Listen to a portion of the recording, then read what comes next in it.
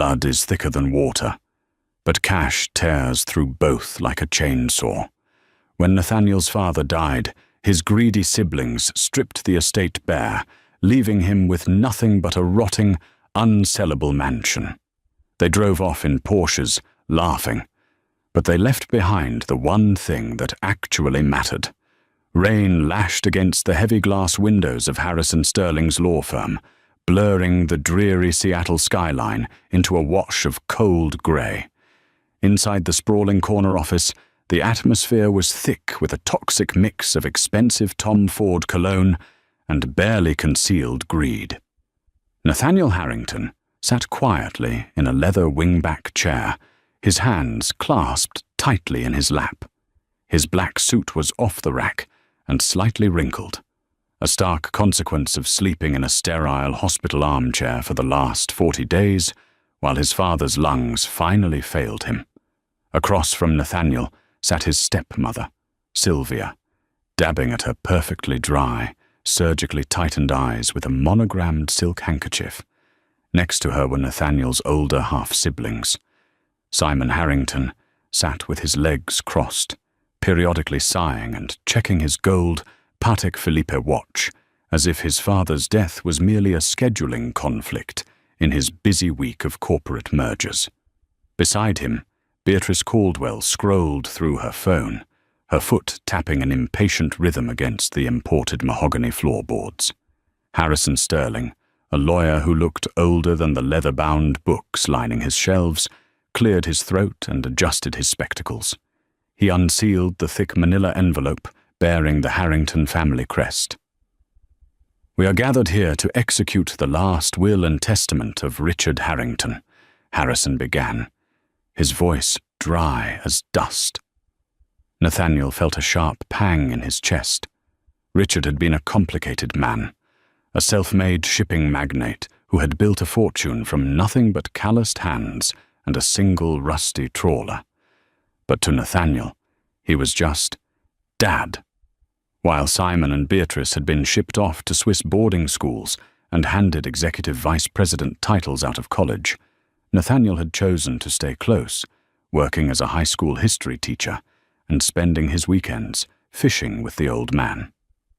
When the cancer struck, Simon and Beatrice had outsourced their grief to expensive nurses. Nathaniel had moved in, changing IV bags and holding his father's trembling hand through the darkest hours of the night.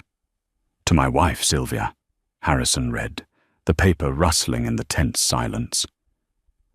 "I leave the sum of $6 million in liquid assets, along with the penthouse in downtown Seattle."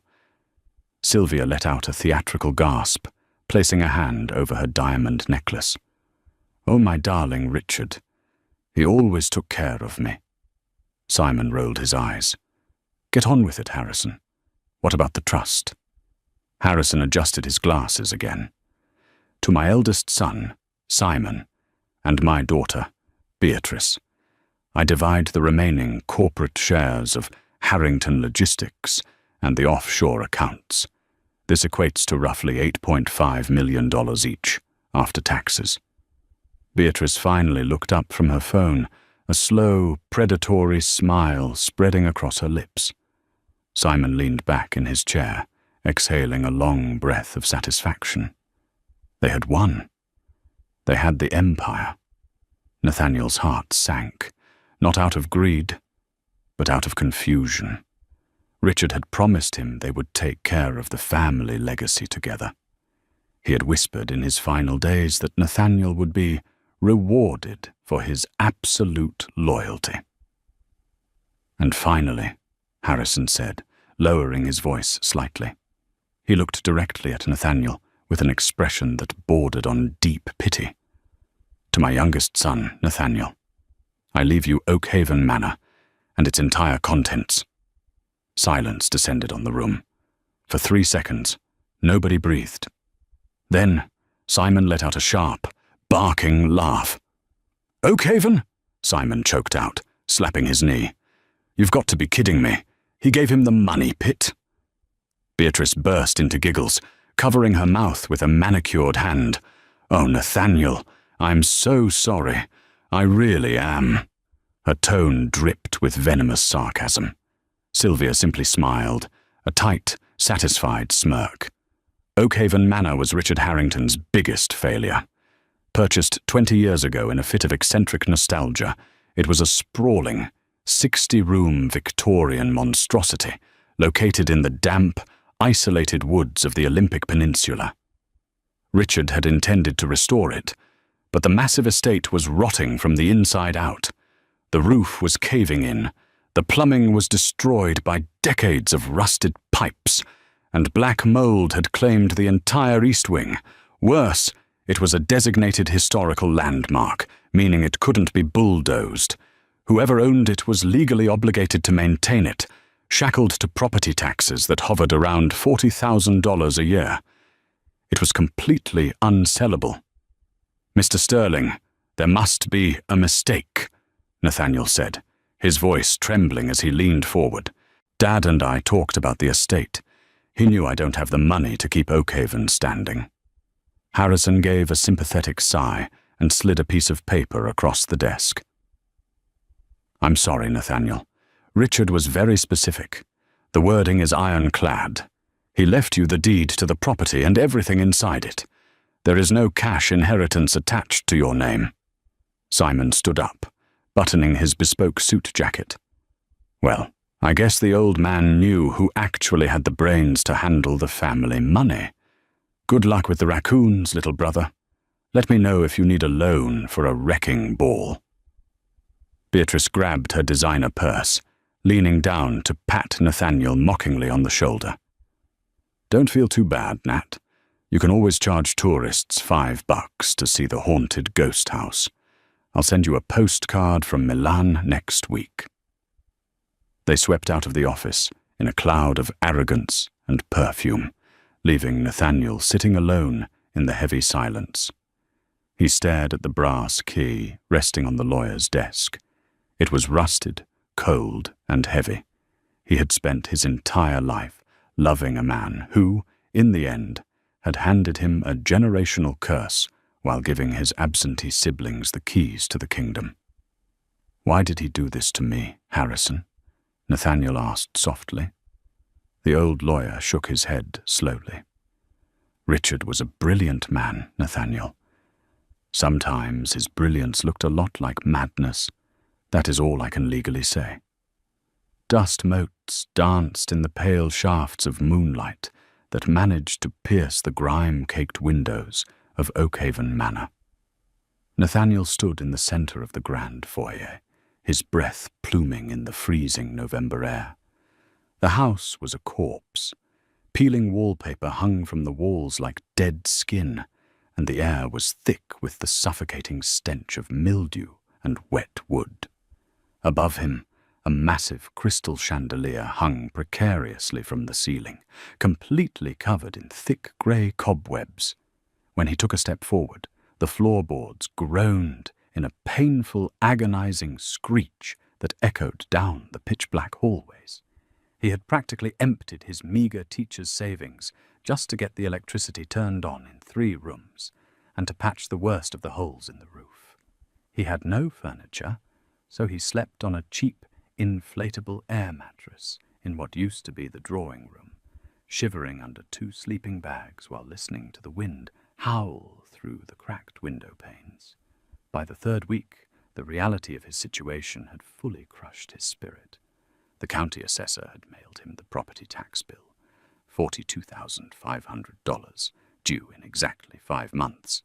If he didn't pay it, the state would seize the property, sell it for pennies, and sue him for the difference. He was financially trapped. His phone buzzed in his pocket. It was a text from Beatrice.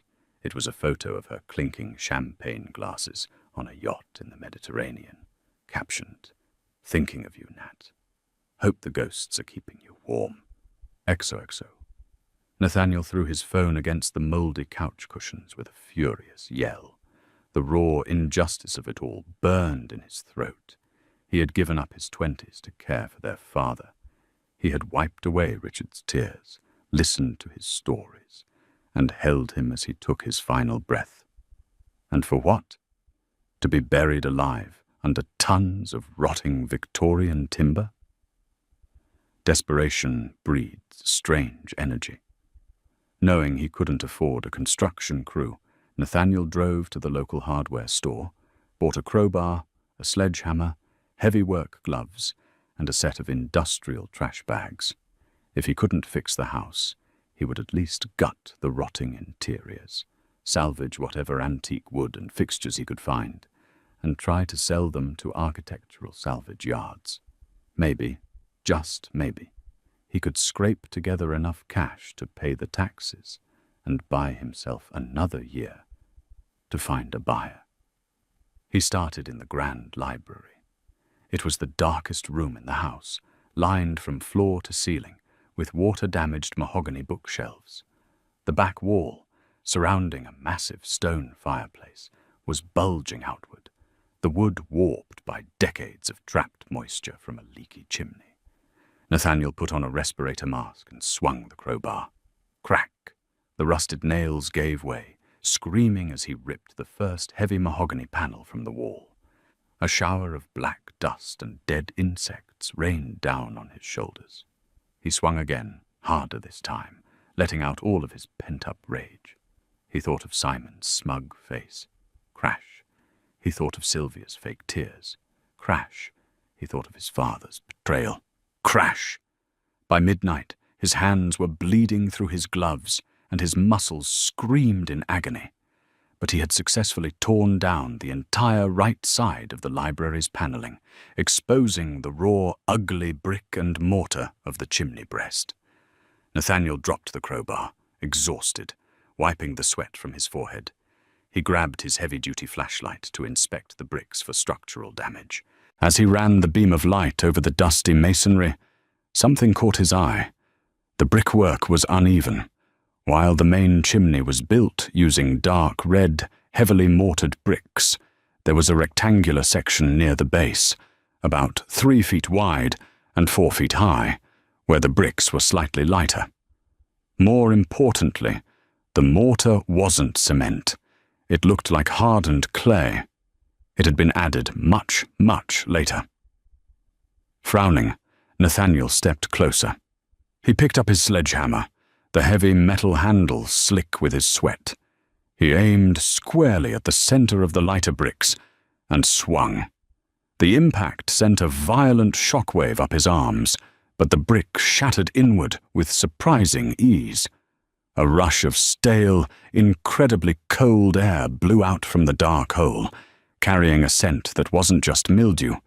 It smelled like old paper, brass, and dried leather.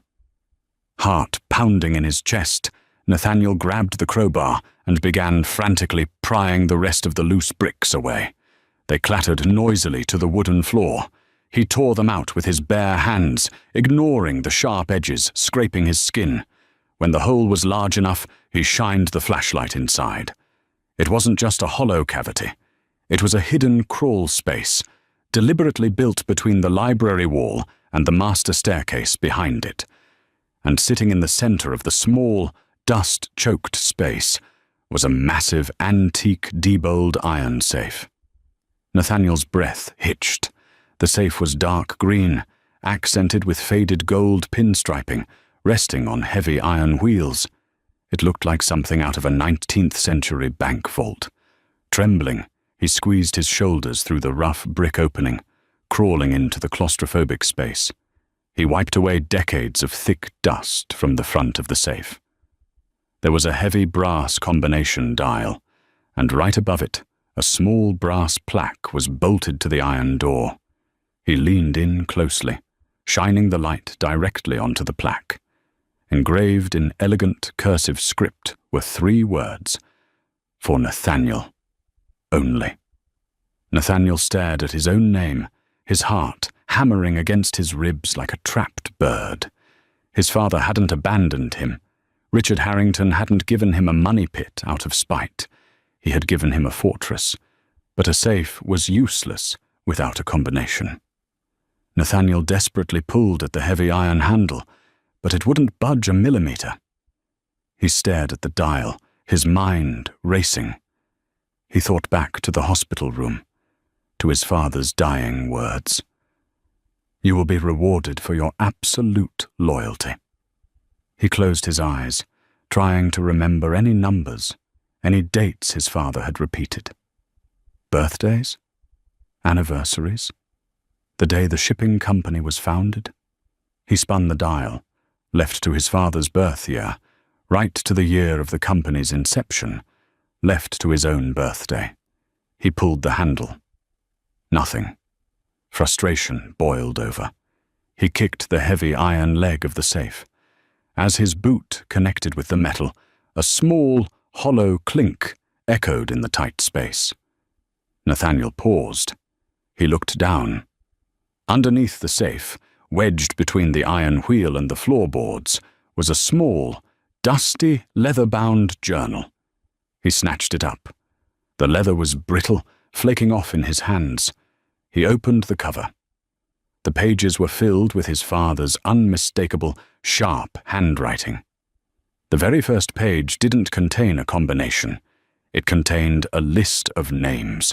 Simon Harrington, Beatrice Caldwell, Sylvia Harrington. And next to each name were staggering, multi-million-dollar figures.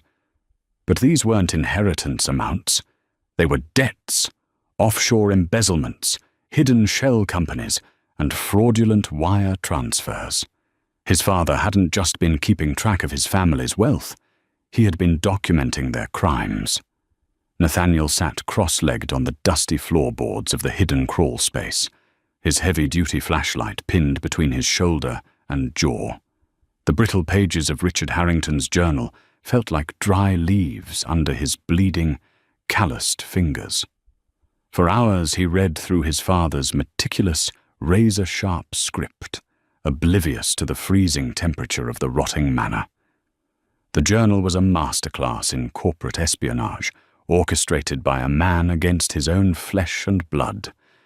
Richard hadn't been blind to his family's treachery. He had documented it with terrifying precision. Page after page detailed Sylvia's fraudulent charity galas, where millions of dollars in tax-deductible donations were quietly funneled into her private Swiss accounts to fund her extravagant lifestyle. There were photocopied bank ledgers proving that Simon had been taking massive, illegal kickbacks from the very shipping unions he was supposed to be negotiating against. And Beatrice, sweet, arrogant Beatrice, had set up a network of ghost companies in the Cayman Islands to evade millions in capital gains taxes on her stock portfolios. They thought they had outsmarted the old man. In reality, Richard had let them steal, quietly gathering the rope they would eventually use to hang themselves. They demanded the empire, the final entry read, the ink pressing so hard into the paper it had nearly torn the page. So I gave it to them.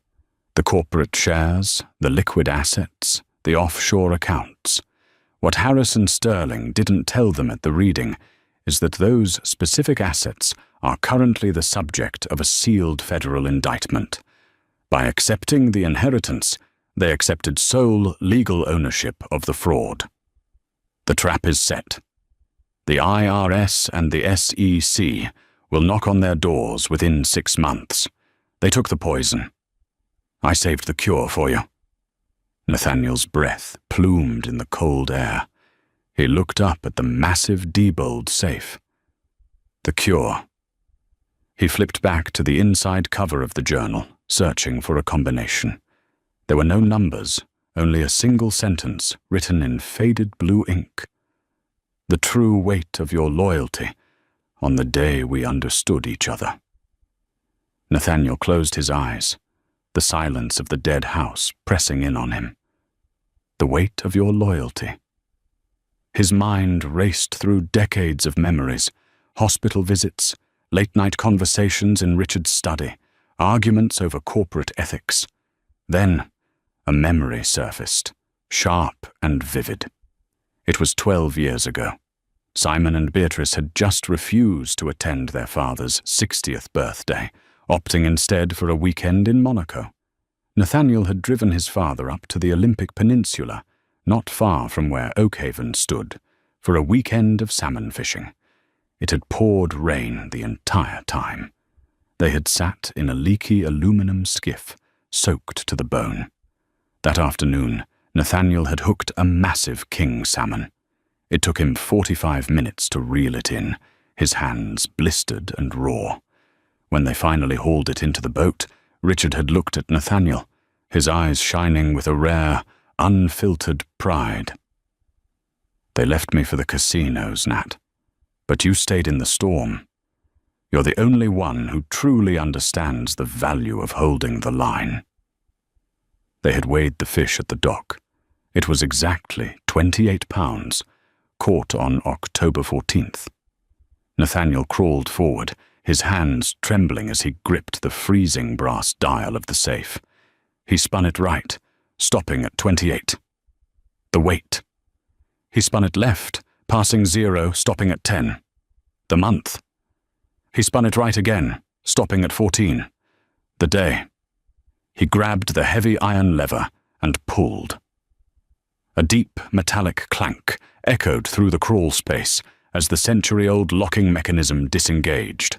The heavy iron door swung open on its massive hinges, releasing a wave of perfectly preserved, dry air.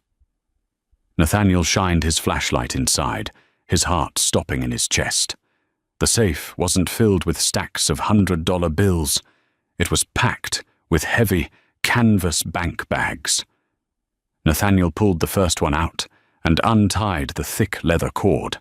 The heavy thud of metal spilling onto the wooden floor made him gasp. They were gold double eagles, solid gold coins, hundreds of them, gleaming dull and heavy in the beam of his flashlight. There were 10 bags in total. Behind the bags sat 2 thick, fireproof lockboxes. He popped the latches on the first one. It was stuffed with municipal bearer bonds. Unlike registered bonds, bearer bonds belong to whoever physically holds them. They were completely untraceable, tax-exempt, and worth millions. But it was the second lockbox that held the true fortune.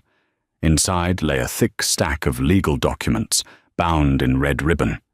The top document was a secondary deed to Oakhaven Manor, but it included an addendum that Harrison Sterling had conveniently left out of the public reading.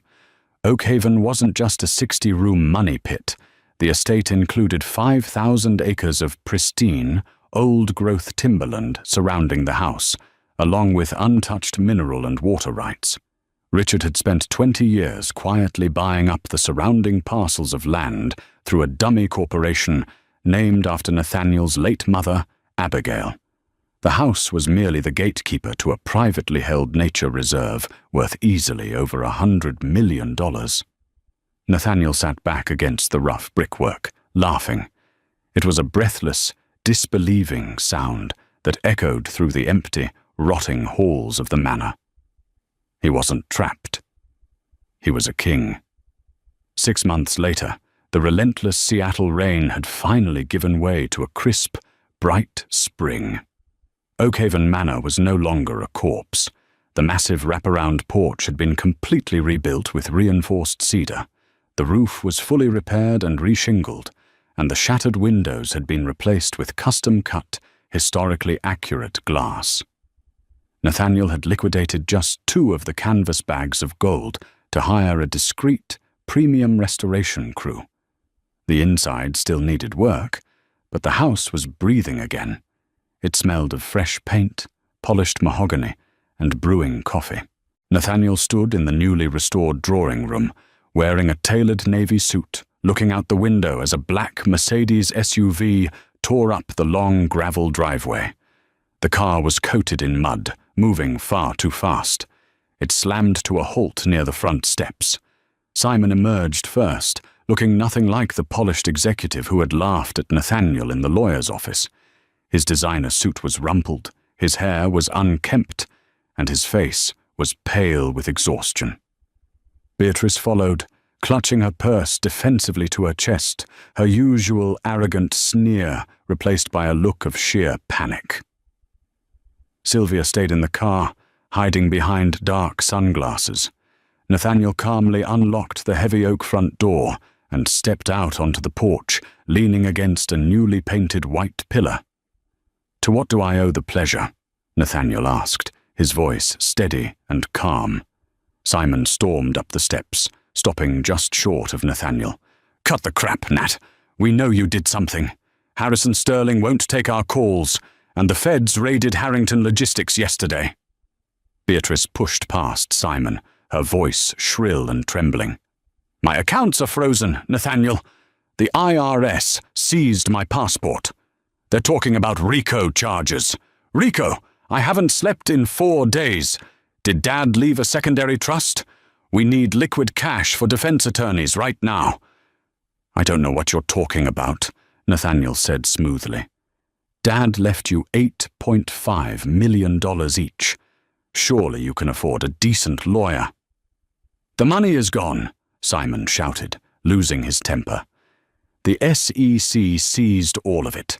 They said the corporate shares were heavily leveraged in illegal shell companies.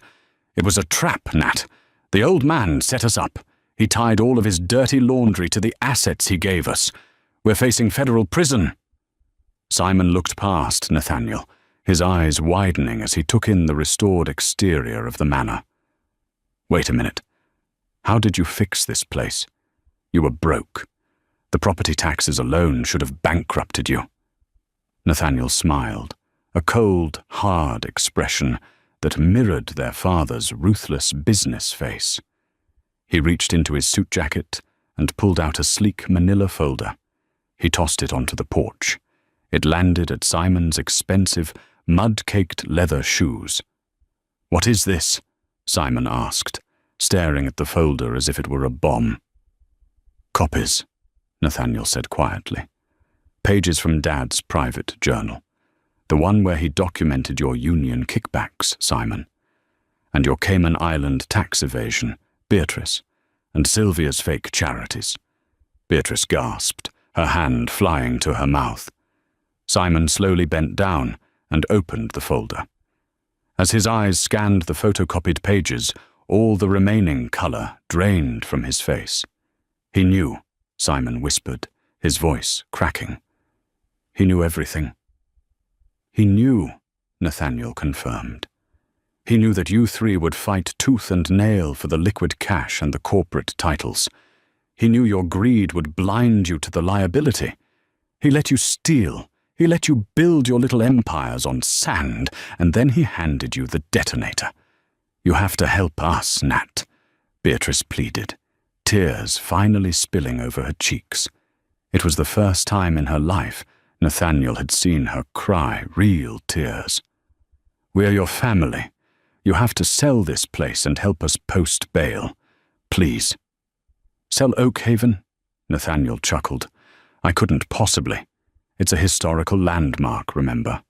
Plus, I'm quite fond of the 5,000 acres of timberland that came with the deed. I'm thinking of turning it into a state park. I'll name it after Dad." Simon looked up, his eyes bloodshot and wide with horror. 5,000 acres? You have the Oak Haven Land Trust?" "I have everything," Nathaniel said, "because I was the only one willing to hold his hand when he was dying, instead of picking his pockets. You took the money, Simon, but I took the house." Nathaniel turned around and walked back toward the heavy oak door. "Nat, wait! You can't just leave us like this!" Simon screamed, taking a step forward. Nathaniel paused in the doorway and looked back at his half-brother. "Actually, I can. I suggest you leave my property before I call the local sheriff for trespassing. Good luck with the federal indictments. I hear the food in minimum security isn't too bad." He stepped inside and closed the heavy door. The lock engaged with a loud final click, echoing across the porch. Outside, the engine of the Mercedes roared to life, a frantic, desperate sound as it peeled out of the driveway, retreating back into the city to face the storm. Inside, the house was warm and quiet. Nathaniel walked into the library. The exposed brick had been professionally repaired, and the massive Diebold safe now sat proudly in the corner, a polished iron monument to a father's brutal sense of justice. Nathaniel poured himself a cup of coffee, sat down in a leather armchair, and finally, for the first time since his father's death, he breathed easily.